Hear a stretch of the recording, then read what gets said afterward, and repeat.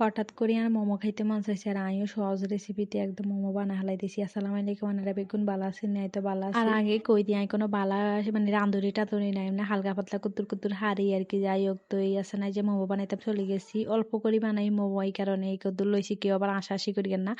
যাই হোক কেন আছে না মুরগিনটারে কিমা করে লইছি হেয়াজ লইছি তারপরে দিয়ে ওই রসুন কিমা করে লইছি তারপরে আদা কিমা করে লইছি তারপরে কাঁচামরিচ সয়া সস গোলমরিচ গুঁড়া তারপরে দিয়ে আবার ওই যে গরম তেল উতরাই 2 চামচ দিয়ে দিয়েছি তারপরে বালা করে মাখিয়ে লাইছি ওই আবার হালকা একটু লবণ দিয়েছি সয়া সস কিন্তু এখানে লবণ থাই আর কি। যাই হোক এই যে সানে কিন্তু রেডি হয়ে গেছে আর এই যে যেন আটা কিনতে বানাই লইছি আর 10 মিনিট রেস্টে দিয়ে দিছি আর কি। এই যে ছোট ছোট করে রুটি বেলে লইছি এবার হচ্ছে মোমোর শেপ দেওয়ার পালা আর কি। আর রান্নারা যে কোনো শেপই দিতেন হারেন যাই হোক কার কাছে এই শেপটা সহজ লাগে এই কারণে এরকমই দিছি এরকম করে করে বেগুনটাকে তো মোমো বানা হালাইও। আর এই মোমো বানানোটা একদম আমার কাছে ইজি লাগে মানে তাড়াতাড়ি ওই যা আর 8 মিনিট হরে চলে গেছি এই যে 8 মিনিট হরে হয়ে গেছে এগুলো কি সুন্দর আবার দিয়ে দিছি আবার হয়ে গেল।